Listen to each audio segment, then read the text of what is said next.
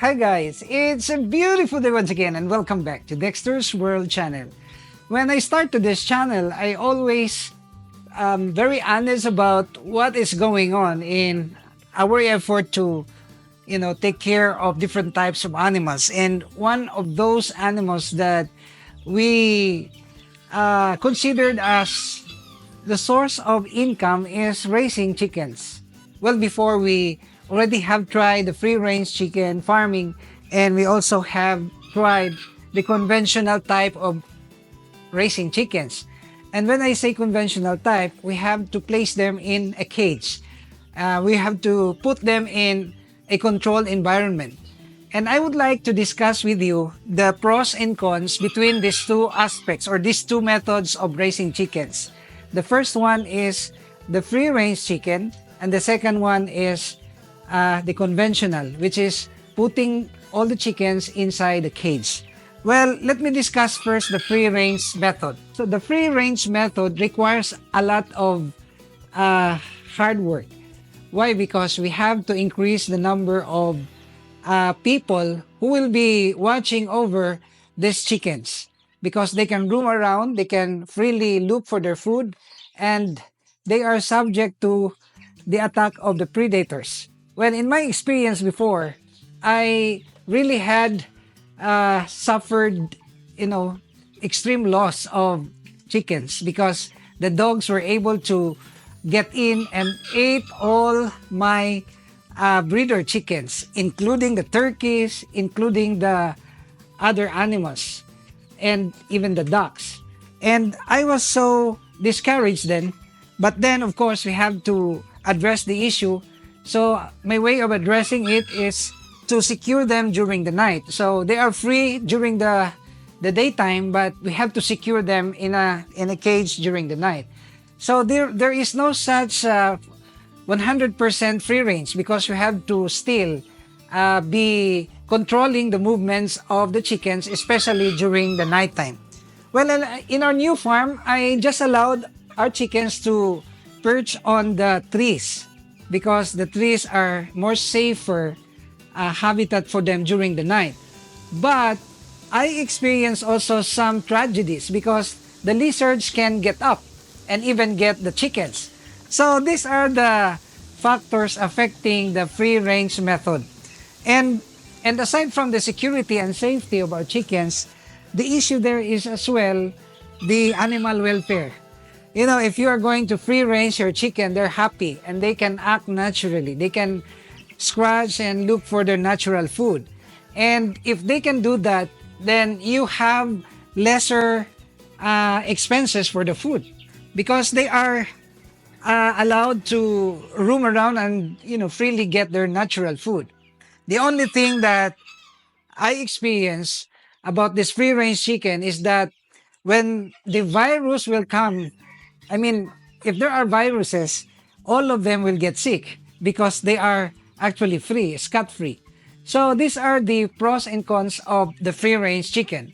So if you would like to engage in chicken farming, you have to consider those things that I have mentioned, because we cannot afford to experience the same experience that I had before. And today I decided to adopt the method of the conventional type, which is caging all our chicks. You know that we have here dozens of chicks. We're preparing them to be placed in another poultry or another pen, another cage, because this age of these chickens are needed really to be intensively given attention. So the care and the attention is 100% during these times. So you will see that these are the Shamu chickens, 2 to 3 weeks old, and they are so healthy and they're always asking for food. So when I decided to adopt the conventional method of raising chickens, I realized that these chickens grow in number, the population of these chickens.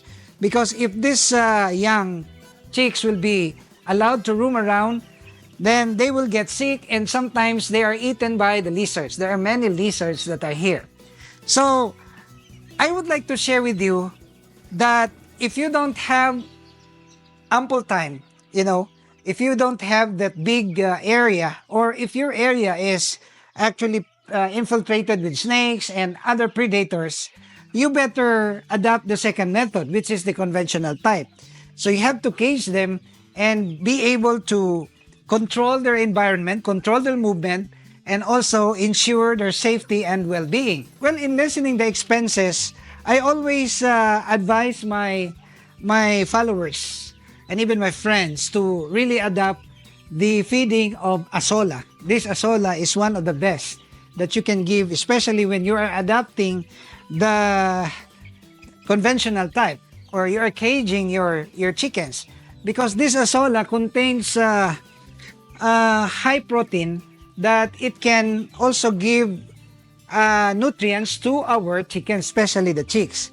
And just this morning, I was so busy cleaning all the surroundings, because this is also to be regularly cleaned, because cleanliness is one of the key factors to your success in breeding your chickens. Because if you can maintain the clean housing, then that will ensure that they will not get sick. But if they will be placed in an environment which is very dirty, most likely these chickens will easily get sick, that you will really suffer losses. So what types of chicken that are good for the second type method, which is the conventional one? Well, for that matter, I have to tell you that all types of chicken can be good in the second method that we are trying to adopt here. So in the farm, I have free range. Well, here I actually cage them because of the experiences that I suffered in the past. In one time, I was so amazed that a stray dog was able to kill all the breeder chickens, and it was really a disaster on my part, because those chickens are expensive. Those chickens are actually bought from a prestigious farm, and they are too expensive. That's why I lost them, because of the predators. And this is one of the factors that you have to consider as well. That if you're going to free range them, then chances are sometimes the stray dogs will prey upon them and eat them all. So this is life. So we have to balance, and I would like to tell you now that the free range is quite at a disadvantage on my part as of the moment, because this farm is actually a subdivision. I mean, it's close to the subdivision units, and many people are actually raising dogs. They have cats. If they will not feed their dogs, they are hungry, then they will prey on the chicken. So better still to be conscious about this and keep them, especially, I would like to say the word especially, during the night.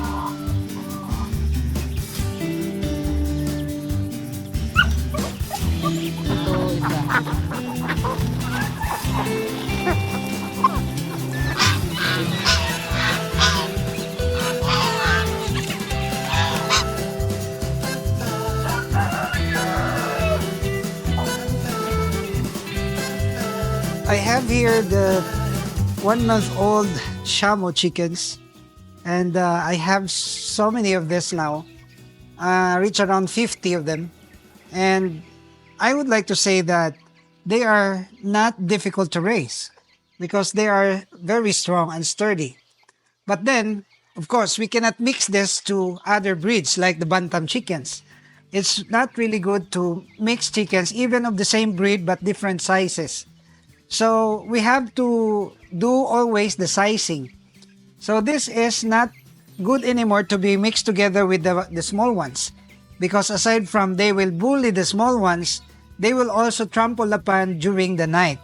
So we have to make it sure that all the chicks that have the same size will be placed together in the same cage. The smaller ones, the inferior ones, will be placed in another separate cage. You cannot mix them, because if they are hungry, then they will prey also on the smaller ones. They will eat that. So these chickens are shamo. And I'm looking forward to be able to have a concrete research about this comparison between the free range and the conventional one. And this is very helpful. If you will see over here, we have this bantam chickens, and we are producing a lot of babies of this bantam. And in fact, one of the mama is already sitting on her eggs. So for the bantam chickens, I don't use incubator. Of course, even in this shamo chicken, I don't use incubator for the moment because I'm not producing plenty. I'm just producing a backyard. I'm doing backyard status of farming here, not like in the other farm that we are doing the commercial production of the chickens. So the bantam chickens, which I made subject to my previous vlog, is also very lucrative, and they are producing a lot of babies now. And I hope that in the near future we can develop another poultry for these native chickens, because they are our source of food for the customers actually that will be coming over in this restaurant. So this is the cycle. We raise chickens and we offer these chickens as delicacy to our customers.